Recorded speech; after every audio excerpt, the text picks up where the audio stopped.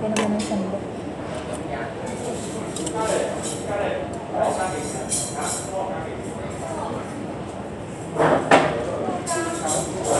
Wala ganong tao. May sarap ng sabaw niya.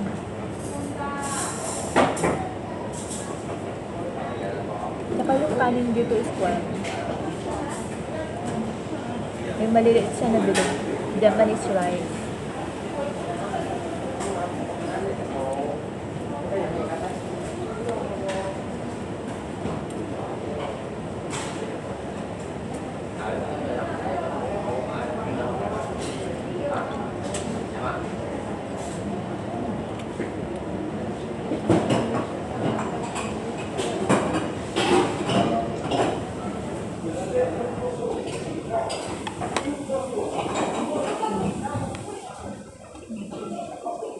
Buti na lang nakuha ko ngayon din.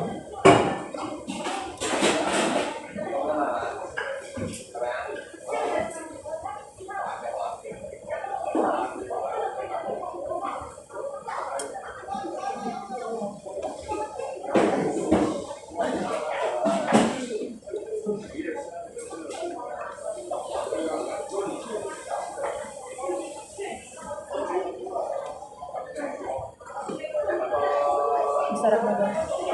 Yung mga kanin.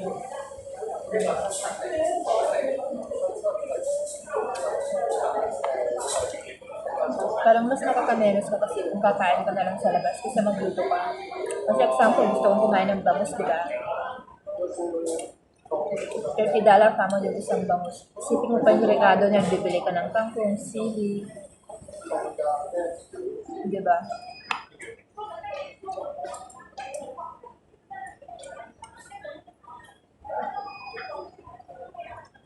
Tsaka isa pag-gift mo na rin yun sa sarili mo, nagtatrabaho pa, kainin mo yung gusto mo. Diba? Kasi hindi naman lagi yun.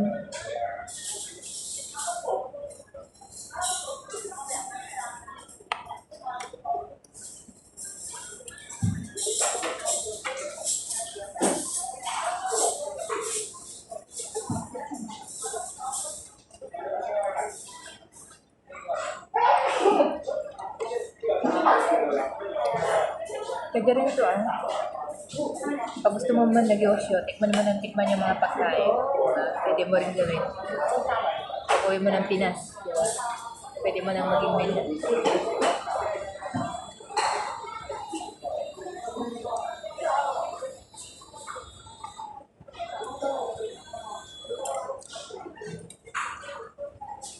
Hindi ko alam na pwede palang ganito, yung rice na kasama may mga sabaw. Kaya yung una ko natikman nun, yung isa. Yung nakaraan ko lang na post yun, guys. Rice din siya with soup, pero pan siya. May mga squid siya, mga clams ganun.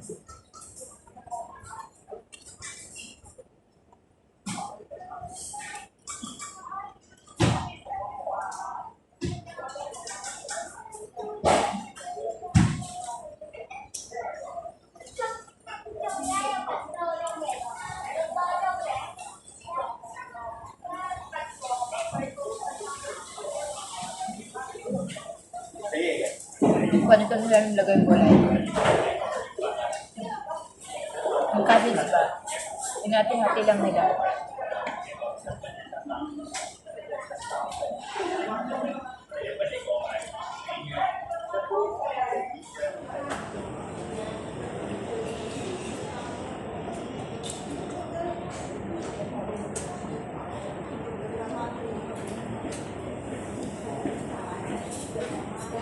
Kita mo mga restaurant, parang pa yata siya kung western food yata yung mga tinda, mga menu nila dito. Kasi parang wala akong makita mga chopstick.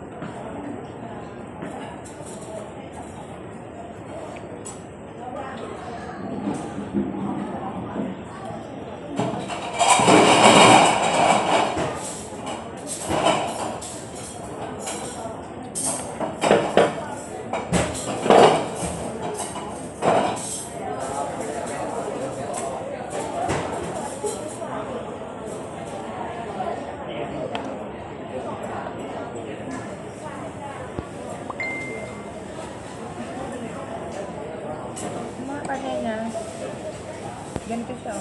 Pinong-pino. Kasama na yung balat.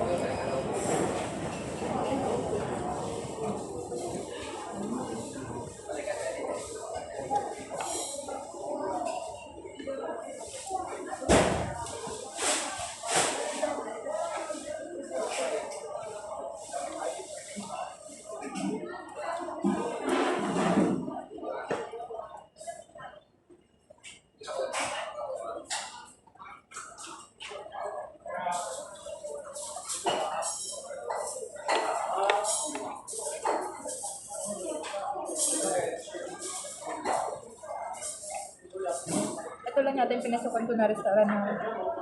Pero ganito, hindi ko lang alam. Pag ganitong oras siyang music sa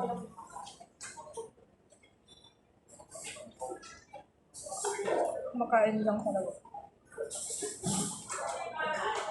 Kasi mostly na napasukan ko, meron talagang background siya ng music.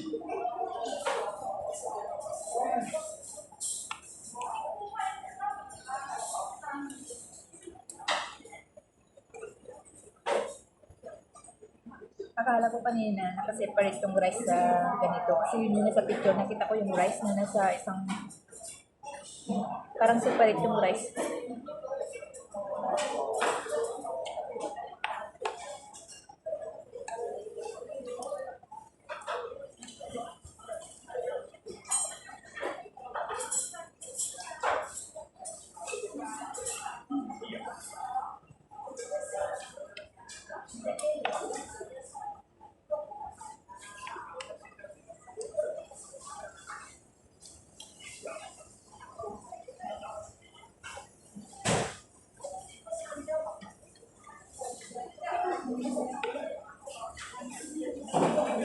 Next time gusto ko i-try yung pizza nila guys. Parang $63 lang actually.